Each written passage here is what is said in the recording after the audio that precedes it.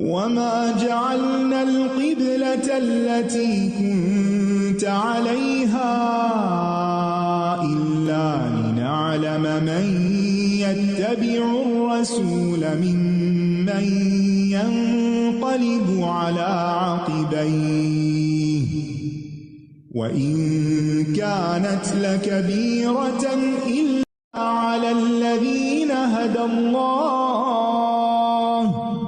وما كان الله ليضيع إيمانكم إن الله بالناس لرؤوف رحيم قد نرى تقلب وجهك في السماء فلنولينك قبلة ترضاها فول وجهك شطر المسجد الحرام وحيث ما كنتم فولوا وجوهكم شطره وإن الذين أوتوا الكتاب ليعلمون أنه الحق من ربهم وما الله بغافل عما يعملون ولئن أتيت الذين أوتوا الكتاب بكل آية ما تبعوا قبلتك وما أنت بتابع قبلتهم وما بعضهم بتابع قبلة بعض ولئن اتبعت أهواءهم من بعد ما جاءك من العلم إنك إذا لمن الظالمين الذين آتيناهم الكتاب يعرفونه كما يعرفون أبناءهم وإن فريقا منهم ليكتمون الحق وهم يعلمون الحق من ربك فلا تكونن من الممترين. لوگوں میں سے بے وقوف ضرور کہیں گے کس چیز نے انہیں ان کے اس قبلے سے پھیر دیا جس کی طرف یہ رخ کیا کرتے تھے. آپ کہہ دیجئے مشرق اور مغرب اللہ ہی کے ہیں، وہ جسے چاہتا ہے سیدھے راستے کی طرف ہدایت دیتا ہے. یاد رکھیے اللہ تعالیٰ کے احکامات پر اعتراضات کرنا بے وقوفی کی علامت ہے. کون عقل مند ہے، اللہ یا بندے؟ اللہ. کبھی بھی آپ کے دل میں کوئی ایسا خیال آئے تو سوچا کریں کہ میری عقل تو بہت چھوٹی ہے، اور جس کا یہ کلام ہے، جس کا یہ دین ہے، اس نے تو پوری کائنات کی تخلیق کی ہے جس میں کوئی خلل نہیں، کوئی کمی نہیں. کمی تو مجھ میں ہے اگر مجھے بات سمجھ نہیں آ رہی، لہٰذا مجھے تو اعتراض کی کوئی گنجائش ہی نہیں ملتی. اور ایسا کرنا بھی برے آداب میں سے ہے. یاد رکھیے ایک ادب سیکھیے. اگر دین کی کوئی بات سمجھ نہ آ رہی ہو نا، یا مشکل لگ رہی ہو، تو کیا کیجیے، علم والے سے رابطہ کیجیے اور ادب سے سوال کیجیے کہ یہ بات سمجھا دیجیے. رائنا، ہماری رعایت کیجیے کہ بجائے انظرنا کا لفظ اسی لیے سکھایا گیا. لہذا سوال کرنے میں کوئی حرج نہیں، سوال کیا جا سکتا ہے، لیکن سوال میں احترام کا عنصر شامل ہونا چاہیے. اپنے آپ کو بڑا ثابت نہیں کرنا چاہیے کہ میں بڑا کوئی علامہ ہوں یا فلاسفر ہوں کہ جس کے ذہن میں ایسا کوئی نقطہ آ گیا ہے کہ جو دوسروں کو نہیں پتا، یا نعوذ باللہ شاید اللہ تعالیٰ کو بھی نہیں پتا تھا، اور اب میں اس سے بہتر بات کر سکتا ہوں.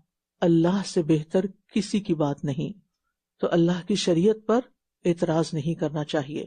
پھر فرمایا اور اسی طرح ہم نے تمہیں میانہ رو امت بنایا، امت وسط، تاکہ تم لوگوں پر گواہ ہو جاؤ اور رسول تم پر گواہ ہوں. اور جس قبلے پر آپ تھے اسے ہم نے اس لیے مقرر کیا تھا تاکہ ہم معلوم کریں کہ کون اس رسول کی پیروی کرتا ہے، اس کے برعکس جو اپنی ایڑیوں کے بل پھر جاتا ہے. اور بے شک یہ تبدیلی بہت بھاری تھی مگر ان لوگوں پر نہیں جنہیں اللہ نے ہدایت بخشی.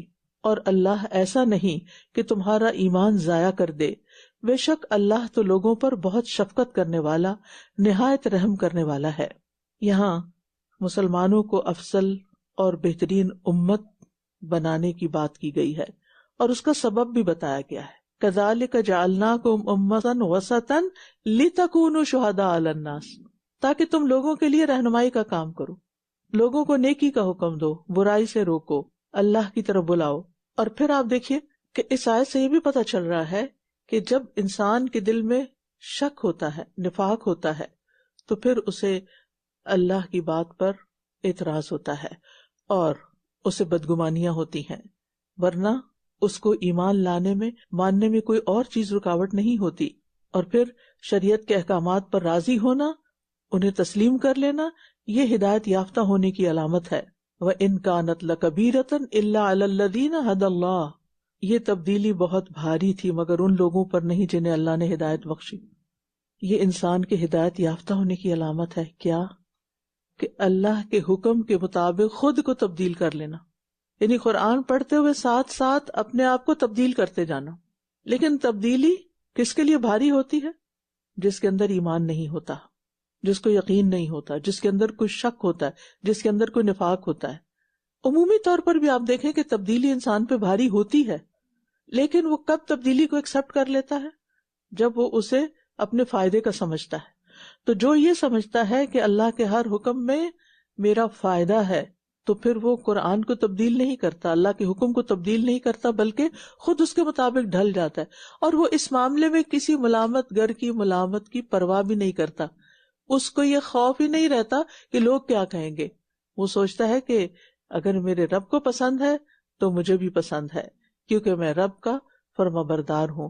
بلا من اسلم وجہہ للہ، یہی معنی ہے اللہ کے لیے اپنے آپ کو حوالے کر دینے کا۔ اذ قال لہ ربہ اسلم قال اسلمت لرب العالمین، اور یہی طریقہ ہمارے لیے پسند کیا گیا ہے۔ اور اس طریقے سے کون منہ پھیرے گا؟ وَمَن يَرْغَبُ عَن مِلَّةِ إِبْرَاهِيمَ إِلَّا مَن سَفِهَ نَفْسَهُ، جو اپنے آپ کو حماقت میں مبتلا کیے ہوئے ہے، جو دھوکے کا شکار ہے، جیسے منافقین يُخَادِعُونَ اللَّهَ وَالَّذِينَ آمَنُوا وَمَا يَخْدَعُونَ إِلَّا أَنفُسَهُم، یعنی اگر آپ حقیقت کے خلاف سوچ رہے ہیں تو نقصان کس کا ہے؟ حقیقت کو تو کچھ نہیں نقصان، وہ تو اپنی جگہ اٹل ہے۔ آپ کی غلط سوچ کا نقصان خود آپ ہی کو ہوگا۔ اگر اپنے آپ کو جھوٹی تسلیاں دے دی تو نقصان اپنا ہی ہے۔ دین نہیں بدلنے والا، اللہ کا حکم نہیں بدلنے والا، ہمیں بدلنا ہوگا۔ پھر فرمایا یقیناً ہم نے آپ کے چہرے کا بار بار آسمان کی طرف پلٹنا دیکھ لیا ہے، یعنی ہم آپ کا شوق دیکھ رہے ہیں، سو ہم ضرور آپ کو اسی قبلے کی طرف پھیر دیں گے جسے آپ پسند کرتے ہیں، یعنی مسجد حرام۔ تو آپ اپنا چہرہ مسجد حرام کی طرف پھیر لیں، اور تم جہاں کہیں ہو بس اسی کی طرف اپنے چہرے پھیر لو۔ اور بے شک جن لوگوں کو کتاب دی گئی ہے وہ خوب جانتے ہیں کہ یقیناً ان کے رب کی طرف سے یہی حق ہے، اور اللہ ان اعمال سے ہرگز غافل نہیں جو یہ کرتے ہیں۔ اور اگر آپ ان اہل کتاب کے پاس ہر طرح کی نشانی لے آئیں تب بھی یہ آپ کے قبلے کی پیروی نہیں کریں گے، اور نہ آپ ان کے قبلے کی پیروی کرنے والے ہیں، اور نہ ان میں سے کوئی کسی دوسرے کے قبلہ کی پیروی کرنے والا ہے۔ اور اگر علم آ جانے کے بعد آپ نے ان کی خواہشات کی پیروی کی تو بے شک آپ تب ظالموں میں شمار ہوں گے۔ یعنی نبی صلی اللہ علیہ وسلم کو بھی اجازت نہیں تھی کہ آپ ان کو خوش کرنے کے لیے ان کی باتیں مانیں۔ تو یاد رکھیے یہاں سے جو اہم بات پتہ چلتی ہے وہ یہ کہ باطل میں جتنی بھی مصلحتیں نظر آ رہی ہوں، حق والا انہیں پسند نہیں کر سکتا، اور خود ساختہ ادیان اور خواہشات کی پیروی کرنے والا دراصل اپنے اوپر ہی ظلم کرتا ہے۔ وَلَئِنِ اتَّبَعْتَ أَهْوَاءَهُمْ، کسی کی خواہشات کی پیروی نہیں کرنی۔ ہم عام طور پہ کہتے ہیں بچوں کی خواہش تھی لہٰذا میں نے یہ کام کر لیا، میاں کی خواہش تھی، فلاں کی خواہش تھی۔ آپ کب تک لوگوں کو خوش کرتے رہیں گے؟ آپ کو یہ بھی تو دیکھنا چاہیے کہ آپ کے رب کی خواہش کیا ہے، وہ آپ سے کیا چاہتا ہے۔ اور یہ بھی یاد رکھیے کہ قرآن و سنت میں جو بھی اضافہ کیا جائے گا وہ انسانی خواہش کی پیروی شمار ہوگا، بدعت شمار ہوگا۔ من بعد ما جاءک من العلم، علم آنے کے بعد اصل حقیقت کے اندر، اصل علم کے اندر اپنی طرف سے ایڈیشنز کر دینا یہ قابل قبول نہیں۔ کیا ہمارا علم اور ہماری عقل، ہماری سمجھ اللہ اور اس کے رسول سے زیادہ ہے؟ کیا اللہ نے دین کو کمپلیٹ نہیں کیا تھا؟ کیا دین مکمل نہیں کہ ہمیں اپنی طرف سے چیزیں بنانے کی ضرورت پیش آ گئی ہو؟ پھر فرمایا جن لوگوں کو ہم نے کتاب دی ہے یہ آپ کو اس طرح پہچانتے ہیں جیسے یہ اپنے بیٹوں کو پہچانتے ہیں، اور بے شک ان میں سے ایک فریق حق کو چھپاتا ہے حالانکہ یہ جانتے ہیں یہ حق آپ کے رب کی طرف سے ہے، لہٰذا آپ ہرگز شک کرنے والوں میں سے نہ ہوں۔ تو بات یہ ہے کہ حق کو پہچان کر پھر نہ ماننا بہت بڑا جرم ہوتا ہے۔ جانتے بوجھتے ہوئے حق کو چھپا دینا یہ اہل کتاب کی پیروی ہے، اللہ کے حکم کی نہیں۔ وَلِكُلٍّ وِجْهَةٌ هُوَ مُوَلِّيهَا فَاسْتَبِقُوا الْخَيْرَاتِ أَيْنَمَا تَكُونُوا يَأْتِ بِكُمُ اللَّهُ جَمِيعًا إِنَّ اللَّهَ عَلَى كُلِّ شَيْءٍ قَدِيرٌ وَمِنْ حَيْثُ خَرَجْتَ فَوَلِّ وَجْهَكَ شَطْرَ الْمَسْجِدِ الْحَرَامِ وَإِنَّهُ لَلْحَقُّ مِنْ رَبِّكَ وَمَا اللَّهُ بِغَافِلٍ عَمَّا تَعْمَلُونَ وَمِنْ حَيْثُ خَرَجْتَ فَوَلِّ وَجْهَكَ شَطْرَ الْمَسْجِدِ الْحَرَامِ وَحَيْثُ مَا كُنْتُمْ فَوَلُّوا وُجُوهَكُمْ شَطْرَهُ لِئَلَّا يَكُونَ لِلنَّاسِ عَلَيْكُمْ حُجَّةٌ إِلَّا الَّذِينَ ظَلَمُوا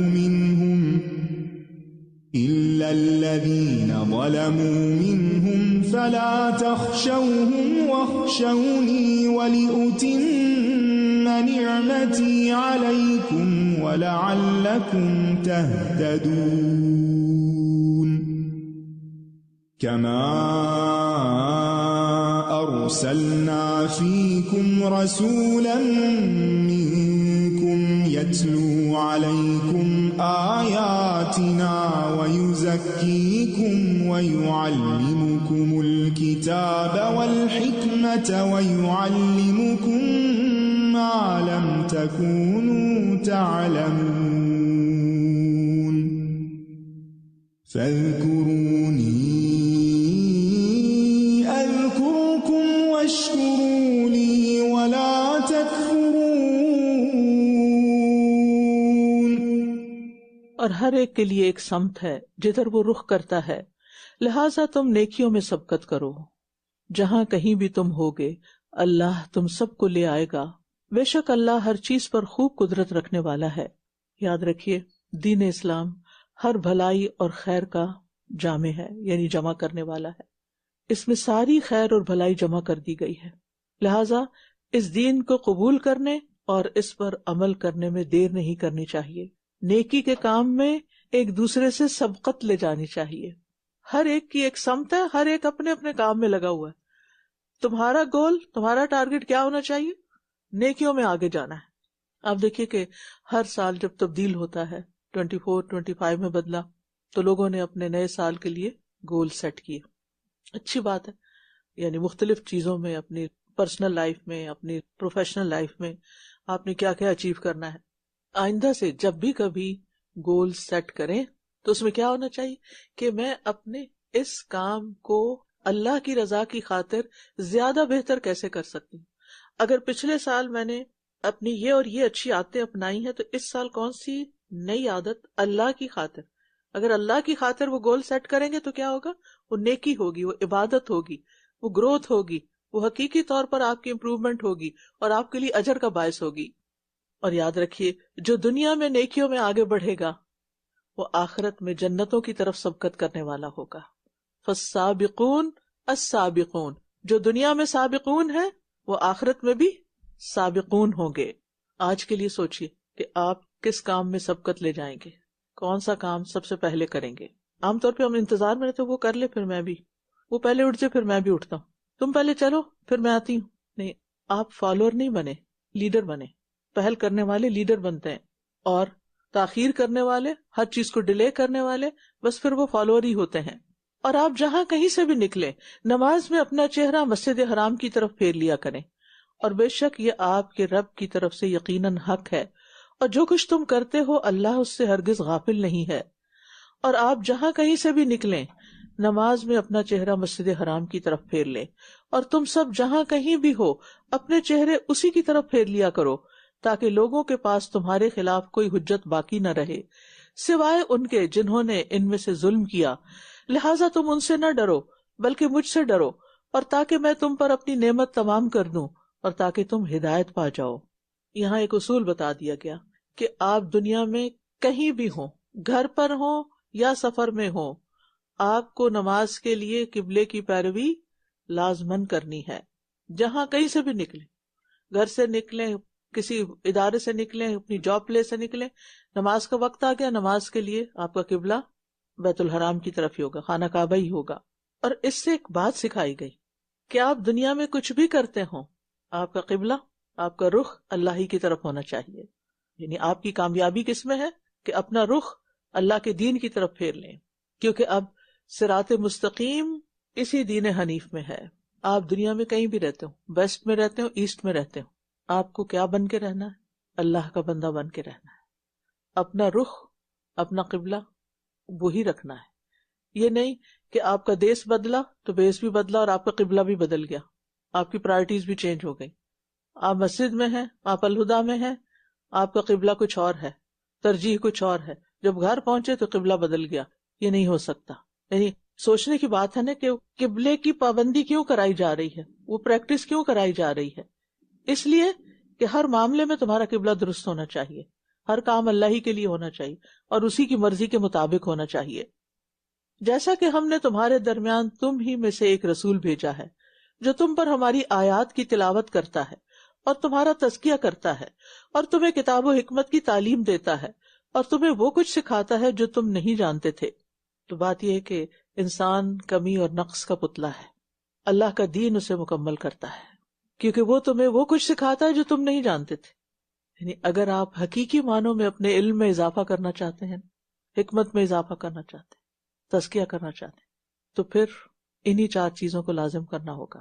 یہاں سے آپ کو وہ علم اور حکمت ملے گی، یعنی قرآن و سنت سے، جو دنیا کے کسی بھی علم میں نہیں، کسی بھی ڈگری میں نہیں، کیونکہ یہ علم اللہ کی طرف سے آیا ہے۔ کما ارسلنا، ہم نے بھیجا، اللہ نے بھیجا ہے، اور وہ باتیں تمہیں بتا رہا ہے جو صرف دنیا کی نہیں۔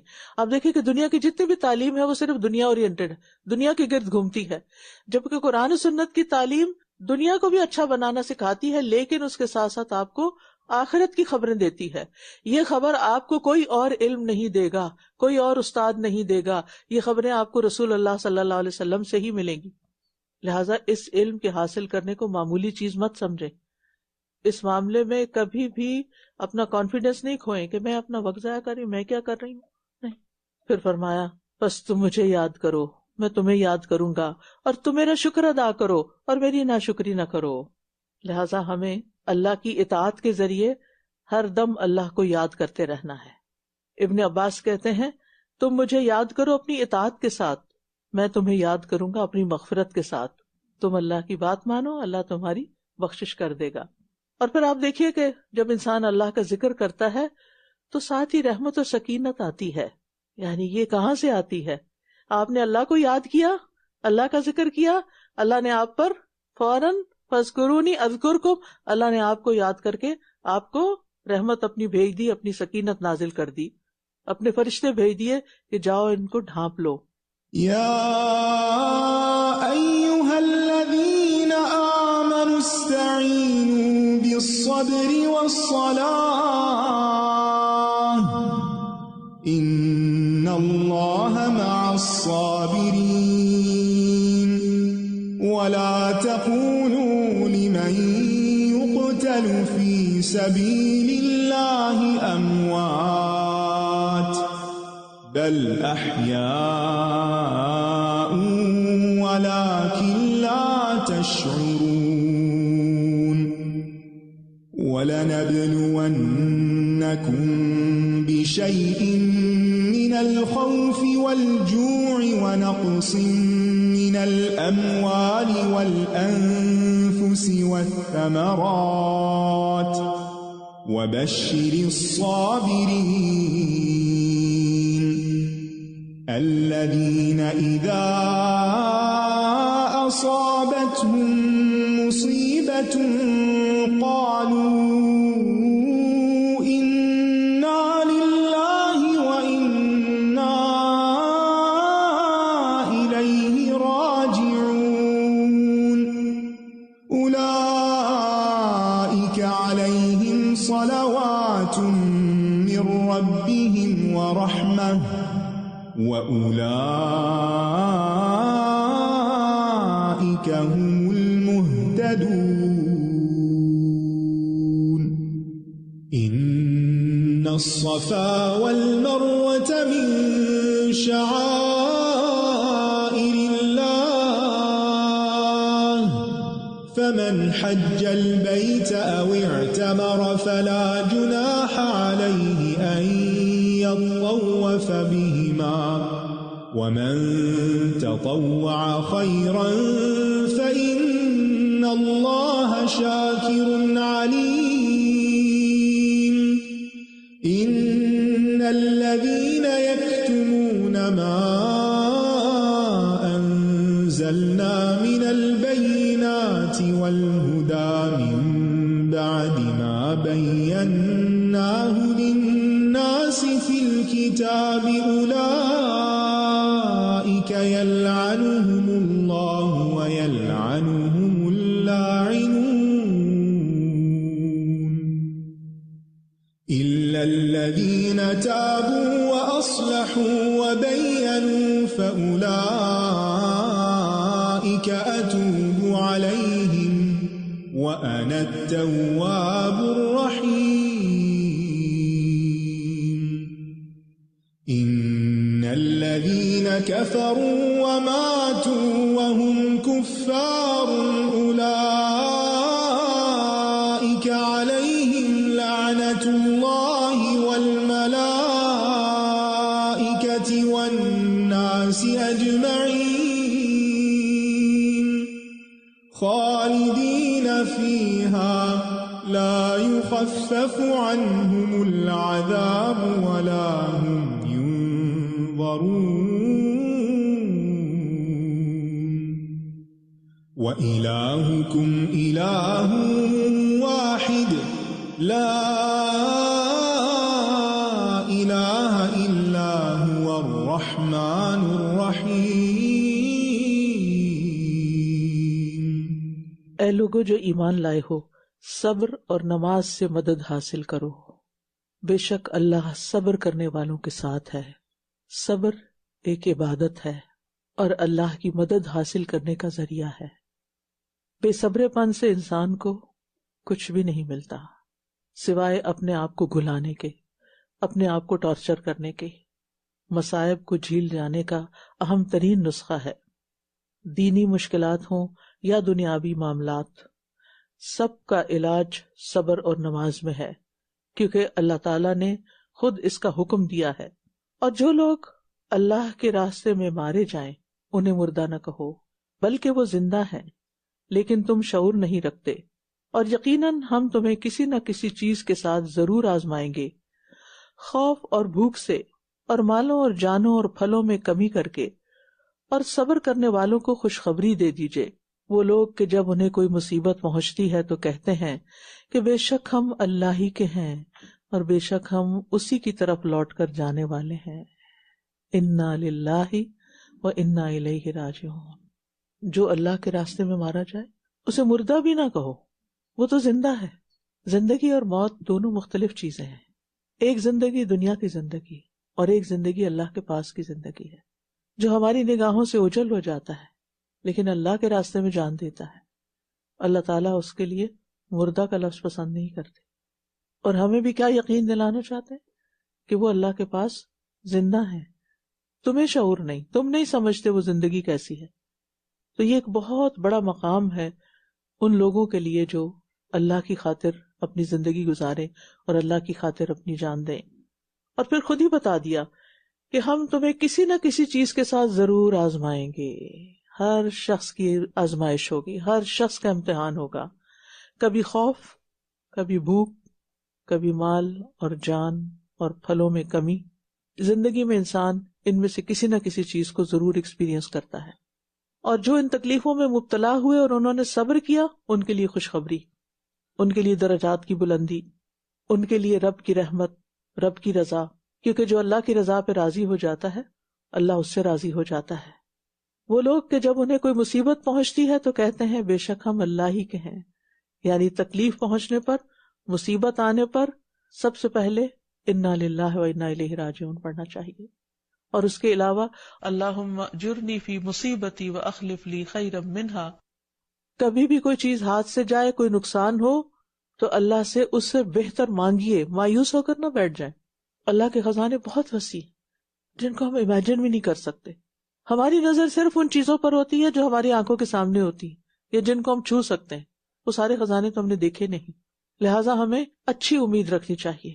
اور حقیقت یہ ہے کہ حضرت ام سلمہ نے یہ دعا پڑھی تھی اور انہیں بہترین نعم البدل ملا نبی صلی اللہ علیہ وسلم کی شکل میں. اور اگر دنیا میں انسان کو نہیں بھی کچھ ملتا تو فرمایا یہی وہ لوگ ہیں جن پر ان کے رب کی طرف سے نوازشیں اور رحمت ہے، اور یہی لوگ ہدایت یافتہ ہیں. یعنی ایسے لوگ اللہ کی رحمت اور اللہ کی طرف سے ہدایت پر ہیں. اصل ہدایت کیا ہے؟ کہ آپ اسے ایکسپٹ کر لیں جو اللہ آپ سے چاہتا ہے. اللہ تعالیٰ کے احکامات دو طرح کے ہیں.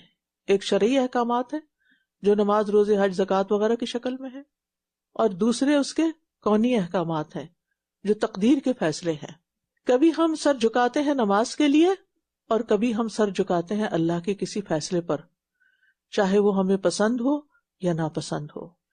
بعض اوقات ہم کسی چیز کو ناپسند کرتے ہیں اور اسی میں ہمارے لیے بہت بڑی بھلائی ہوتی ہے، بہت بڑی خیر ہوتی ہے. اور بعض چیزیں ہمیں پسند ہوتی ہیں لیکن وہی ہمارے لیے نقصان دہ ہوتی ہیں. اللہ جانتا ہے اور ہم نہیں جانتے. لہٰذا ہمارے بارے میں اللہ سبحانہ وتعالیٰ جو بھی فیصلہ کر دے اس پر راضی رہنا چاہیے. اس کا صلہ آپ کو اللہ اپنی خاص نوازش اور رحمت کے ساتھ دے گا، اور آپ کے لیے ہدایت کے مزید راستے کھل جائیں گے. آپ کو جینا آ جائے گا، آپ کی زندگی خوبصورت ہو جائے گی، اور آپ کی آخرت اور بھی خوبصورت ہو جائے گی.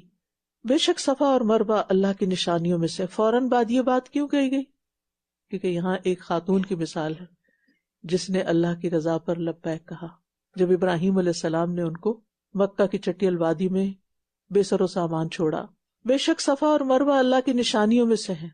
صفا اور مروہ کے درمیان کون دوڑی تھی؟ حضرت ہاجرہ. اللہ نے ان کی اس ادا کو اتنا پسند کیا کہ رہتی دنیا تک ان کی پیروی کا حکم دے دیا. بے شک صفا اور مروہ اللہ کی نشانیوں میں سے ہیں. تو جو کوئی اس گھر کا حج یا عمرہ کرے تو اس پر کچھ گناہ نہیں کہ ان دونوں کے درمیان چکر لگائے.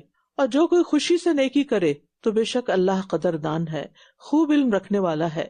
بے شک جو لوگ ہمارے نازل کردہ واضح دلائل اور ہدایت کو چھپاتے ہیں اس کے بعد کہ ہم نے اس کو کتاب میں لوگوں کے لیے کھول کر بیان کر دیا ہے، ایسے ہی لوگوں پر اللہ لعنت کرتا ہے، اور سب لعنت کرنے والے ان پر لعنت کرتے ہیں.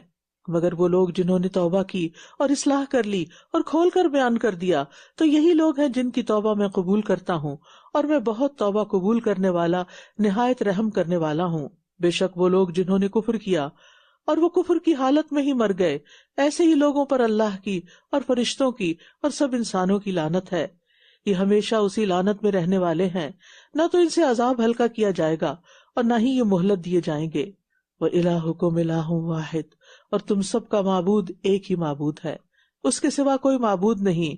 وہ بہت مہربان، نہایت رحم کرنے والا ہے. لہٰذا ہر تکلیف، ہر دکھ، ہر پریشانی میں، ہر ضرورت میں اسی کی طرف پلٹو، اس کی عبادت کرو، اسی سے مانگو اور اسی کے فیصلوں پر راضی ہو جاؤ، لبیک کہو. إن في خلق السماوات والأرض واختلاف الليل والنهار والفلك التي تجري في البحر بما ينفع الناس وما أنزل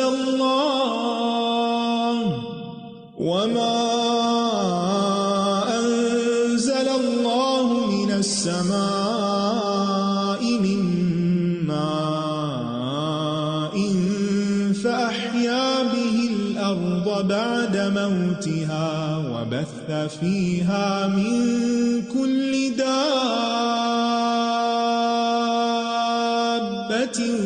وتصريف الرياح والسحاب المسخر بين السماء والأرض لآيات لقوم يعقلون ومن الناس من يتخذ من دون الله أندادا يحبونهم كحب الله والذين آمنوا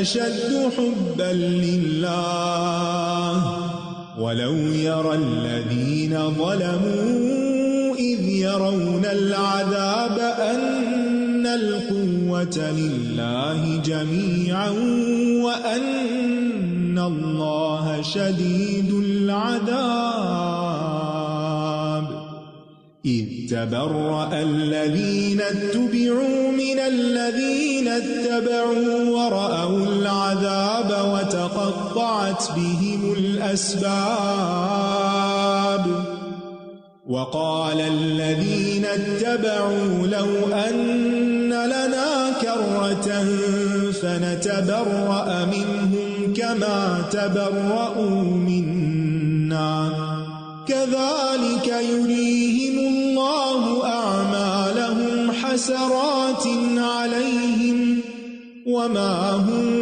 بخارجين من النار. بے شک آسمانوں اور زمین کی پیدائش میں اور رات اور دن کے ایک دوسرے کے پیچھے آنے جانے میں اور ان کشتیوں میں جو سمندر میں وہ چیزیں لے کر چلتی ہیں جو لوگوں کو نفع دیتی ہیں اور اس پانی میں جو اللہ نے آسمان سے اتارا، پھر اس سے زمین کو اس کی موت کے بعد زندہ کیا اور اس میں ہر قسم کے جاندار پھیلا دیے اور ہواؤں کی گردش میں اور ان بادلوں میں جو آسمان اور زمین کے درمیان مسخر ہیں، ان لوگوں کے لیے یقیناً بہت سی نشانیاں ہیں جو عقل رکھتے ہیں. تو گویا اللہ کی معرفت والی آیات میں غور و فکر کرنا عقل مند ہونے کی علامت ہے.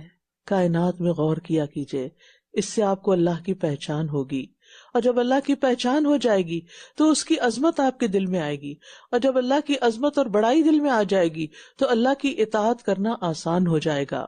اور لوگوں میں سے کچھ ایسے ہیں جو اللہ کے سوا اوروں کو اس کا مد مقابل بنا لیتے ہیں. یہ ان سے ایسی محبت کرتے ہیں جیسی محبت اللہ سے ہونی چاہیے، اور وہ لوگ جو ایمان لائے وہ اللہ کی محبت میں سب سے زیادہ شدید ہیں. اور کاش ظالم دیکھ لیں، جب یہ عذاب کو دیکھیں گے تو جان لیں گے کہ بے شک قوت ساری کی ساری اللہ ہی کے لیے ہے، اور بے شک اللہ شدید عذاب والا ہے. والذین آمنوا اشد حبا للہ بڑا اہم سبق ہے، ایمان کو پرکھنے کا معیار ہے کہ ہماری محبتوں کا مرکز کون ہے. ہم سب سے زیادہ محبت کس سے کرتے ہیں، ہم شدید محبت کس سے کرتے ہیں، کیونکہ اللہ نے دلوں میں محبتیں بھی رکھی ہیں، اللہ نے دلوں میں بہت سے جذبات رکھے ہیں، تو ان کو سب سے زیادہ اللہ کے لیے خالص کرنے کی ضرورت ہے. اور اللہ کی محبت اللہ کی رضا کے کاموں کو سامنے لے آتی ہے، اور انسان کی چوائس پھر اللہ کو راضی کرنا بن جاتا ہے. ایمان والے کسی کی بھی شدید محبت کو اللہ کی محبت پر قربان کر سکتے ہیں، اور اللہ سے شدید محبت کا اظہار انسان کے ہر عمل میں ہونا چاہیے. آپ کو دیکھ کر دوسروں کو پتہ چلنا چاہیے کہ آپ واقعی اللہ سے محبت کرتے ہیں، کیونکہ جو جس چیز کی محبت میں مبتلا ہوتا ہے اس کی گفتگو سے بھی پتہ چلتا ہے، اس کے رویے سے بھی پتہ چلتا ہے. کیونکہ جب دل میں کسی کی محبت جڑ پکڑ لیتی ہے تو اس کے اثرات اعضاء پر لازماً ظاہر ہوتے ہیں. اگر دل میں اللہ کی شدید محبت ہو تو پھر آپ کا ظاہر اس کی عکاسی کرنے والا ہوگا. ایسے میں انسان اللہ کی اطاعت میں خوب محنت کرتا ہے، اللہ کی عبادت کے لیے شوق رکھتا ہے، اللہ کے کلام سے لطف اندوز ہوتا ہے، اللہ کی قضاء اور قدر پر راضی ہوتا ہے، اللہ کی ملاقات کا شوق رکھتا ہے، اللہ کے ذکر میں اس کو راحت اور سکون ملتا ہے، تنہائی میں وہ اللہ سے انس پاتا ہے. لہذا ان کاموں کو جاننے کی کوشش کریں جن کے ذریعے اللہ کی محبت حاصل ہوتی ہے. وہ لوگ جن کی پیروی کی گئی تھی جب ان لوگوں سے بیزار ہو جائیں گے جنہوں نے پیروی کی تھی، اور یہ سب عذاب دیکھ لیں گے، اور ان کے آپس کے تعلقات منقطع ہو جائیں گے، اور جن لوگوں نے پیروی کی تھی وہ کہیں گے کہ کاش ہمارے لیے ایک بار دنیا میں واپسی کا موقع ہو تو ہم بھی ان سے اسی طرح بیزار ہوں جس طرح یہ ہم سے بیزار ہو رہے ہیں۔ اس طرح اللہ ان کے اعمال ان پر حسرتیں بنا کر دکھائے گا، اور یہ آگ سے ہرگز نکلنے والے نہیں۔ تو اس سے یہ پتہ چلتا ہے کہ جو لوگ جس سے محبت کرتے ہیں اس کی پیروی بھی کرتے ہیں، اور جن کی وہ دنیا میں پیروی کریں گے قیامت کے دن وہ لیڈر ان سے بیزار ہو جائیں گے، وہ ان کے کسی کام نہیں آئیں گے، ان کے آپس کے تعلقات منقطع ہو جائیں گے، اور پھر وہ حسرت کا شکار ہوں گے، کاش ہمیں ایک موقع اور ملے دنیا میں جائیں تو ہم ان کی پیروی کرنے کی بجائے ان سے بیزار ہو کر دکھائیں۔ لیکن یہ سب کچھ صرف حسرت بن جائے گا، کیونکہ آخرت سے واپس کوئی بھی نہیں آ سکتا۔ یاد رکھیے برے اعمال قیامت کے دن انسان کے لیے بڑی ہی حسرت کا باعث ہوں گے، کاش ہم یہ نہ کرتے۔ تو لسٹ بنائیے ان کاموں کی جن کو آپ سمجھتے ہیں کہ یہ اللہ کی مرضی کے خلاف جا رہے ہیں، اور ان کے اوپر کراس ڈالیے کہ آئندہ مجھے نہیں کرنے، کیونکہ یہ میرے اعمال قیامت کے دن میرے لیے پریشانی اور بے چینی کا سبب بنے گے، اور وہاں میں کچھ بھی نہیں کر سکوں گی۔ اگر میں وہاں ان کو چھوڑنا چاہوں گی تو مجھے آج چھوڑ دینا چاہیے۔ اللہ تعالیٰ ہمیں اس کی توفیق عطا فرمائے۔ وآخر دعوانا ان الحمد للہ رب العالمین۔ سبحانک اللہم وبحمدک، اشہد ان لا الہ الا انت، استغفرک واتوب الیک۔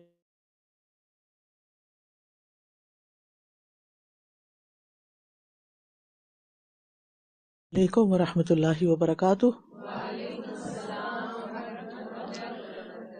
نحمده ونصلي على رسوله الكريم، اما بعد، فاعوذ باللہ من الشیطان الرجیم، بسم اللہ الرحمن الرحیم، رب اشرح لي صدری ويسر لي امری واحلل عقدۃ من لسانی۔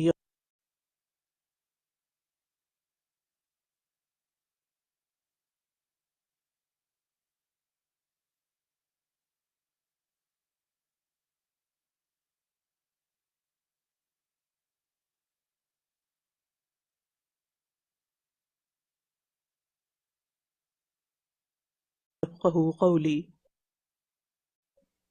لقد من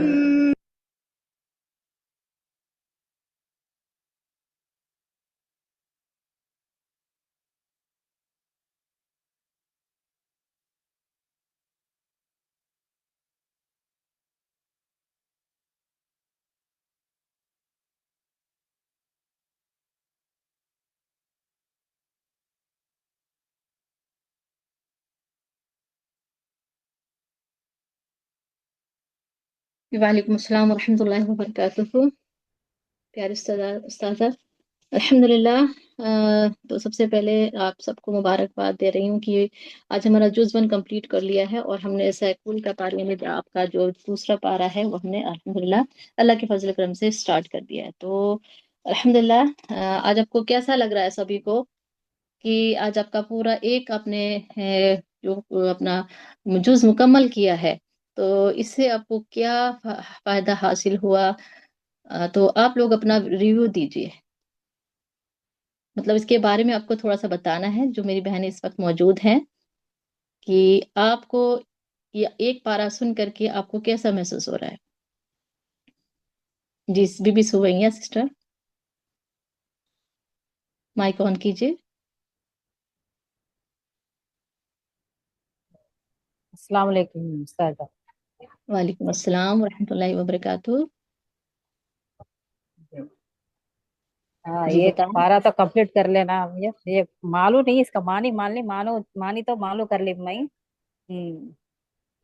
معنی آپ نے پہلی مرتبہ سنے ہیں ہاں قرآن ہاں کے؟ ہاں جی۔ الحمدللہ۔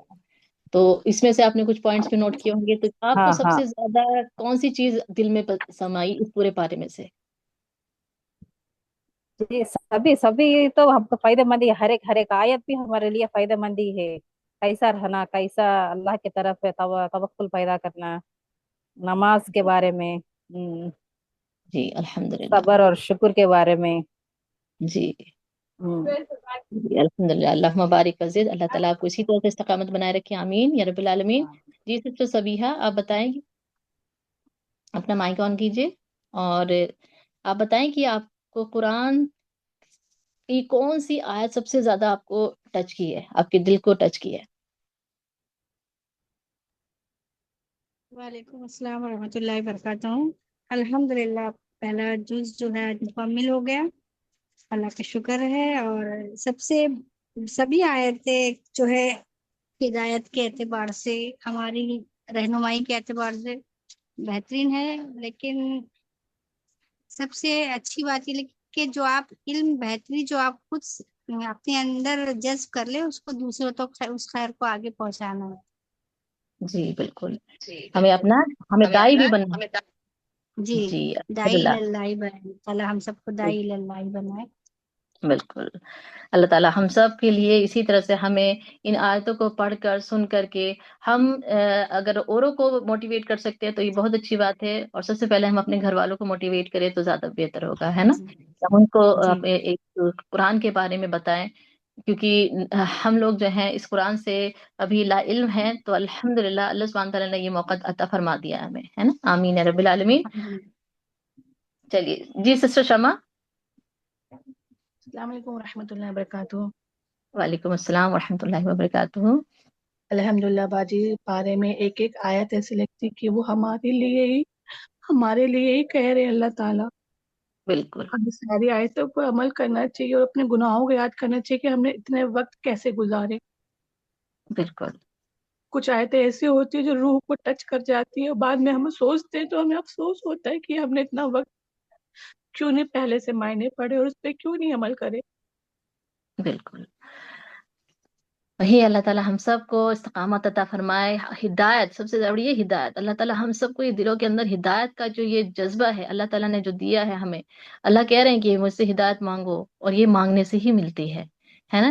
یہ اللہ تعالیٰ جب ہم اللہ کے قریب اللہ سے دعا کرتے ہیں نا کہ اللہ تعالیٰ ہمیں اپنا قرب حاصل کیجیے، اللہ میں آپ کے نزدیک آنا چاہتی ہوں، تو نمازوں میں جب ہم ہوتے ہیں کھڑے تو دیکھو اللہ سامنے ہوتے ہیں تو کتنا ایک سکون، ایک ایسی فیلنگ کہ ہاں میرے اللہ میرے سامنے آ گئے، جو میرا سب کچھ کرنے والی یہی ہے میری دنیا میں۔ ٹھیک ہے میرے ساتھ اور بھی بہت سے لوگ لگے ہوئے ہیں، میرے ساتھ اللہ نے ان سب کو جوڑا ہے، لیکن سب سے عروج پہ محبت کس سے رکھنی ہے؟ صرف اور صرف اللہ سبحانہ تعالیٰ نے، ہے نا؟ تو دیکھیے استاد نے بتایا نا کہ ہمیں سب سے زیادہ جو محبت رکھنی ہے اللہ سبحانہ تعالیٰ سے رکھنی ہے، اور ہمیں جو ہے احکام جو بھی اللہ تعالیٰ ہمیں بتاتے جا رہے ہیں، اب ہم نے جز 1 میں جتنے بھی احکامات اللہ تعالیٰ کے سنے ہیں تو ان کو ہم نے پوائنٹ کیوں کروایا؟ تاکہ ہم ان کو بار بار دیکھتے رہیں اور اس کو ہم عمل میں ڈھالتے رہیں، ہے نا؟ انشاءاللہ۔ چلیے آپ لوگوں کا بہت بہت شکریہ، آپ لوگوں نے پورے جز کو سنا اور اتنے فکر کے ساتھ میں سنا، اور میری بہنیں یہاں پر جو موجود ہیں، اللہ سبحانہ تعالیٰ میں میری سچے دل سے دعا ہے کہ اللہ ہم سب کے لیے ہمارا دنیا اور آخرت اللہ ہمارے لیے آسان فرما دے، جنت کا راستہ ہم سب کے لیے آسان فرما دے، پلسرات کا راستہ اللہ سبحانہ تعالیٰ ہمارے لیے آسان فرما دے۔ اللہ امت محمدیہ کو قرآن پاک کی یہ عظیم جو قرآن پاک ہے اس کی محبت عطا فرما دے، اس پہ غور و فکر کرنے والا بنا دے، ہم سب کو اللہ تعالیٰ کے ہر عمل کو کرنے والا بنا دے، آمین یا رب العالمین۔ چلیے پھر ٹھیک ہے نا، انشاءاللہ پھر ہم کل پھر حاضر ہوں گے، اور میں سمجھ رہی ہوں کہ ہم کل 10 بجے سے سٹارٹ کریں، کیونکہ تھوڑا جیسا ٹائم یہ 1:30 بجے تک ہو جاتا ہے، تو اگر ہم 10 بجے سے شروع کریں گے تو انشاءاللہ تعالیٰ ہمارا 12 بجے تک کمپلیٹ ہو جائے گا، ہے نا؟ آپ لوگ بتائیں یا یہی ٹائم رکھیں؟ نہیں باجی، آپ 10 بجے سے کر دیجیے، ہے نا؟ کیونکہ دیکھو رمضان میں ہمیں 10 بجے ہی بہت اچھا ٹائم رہے گا ہم لوگوں کے لیے، کیونکہ وہ ہمارا تھوڑا سا خالی وقت بھی رہے گا، کیونکہ کوئی ہے نا۔ چلیے ٹھیک ہے پھر انشاءاللہ، جی اللہ السلام تعالیٰ علیکم ورحمۃ ہم اللہ۔ سب کے لیے جزائے خیر اللہ سبحانہ تعالیٰ عطا فرمائے، آمین یا رب العالمین۔ تو دعا پڑھ لیجیے آپ لوگ بھی۔ سبحانك اللهم وبحمدك نشهد ان لا اله الا انت نستغفرك ونتوب اليك۔ جی سبحانک اللہم و بحمدک، اشہد ان لا الہ الا انت، استغفرک و اتوب الیک۔ السلام علیکم ورحمۃ اللہ وبرکاتہ۔ وعلیکم السلام ورحمۃ اللہ وبرکاتہ، جزاک اللہ خیرا کثیرا۔ و ایاکی۔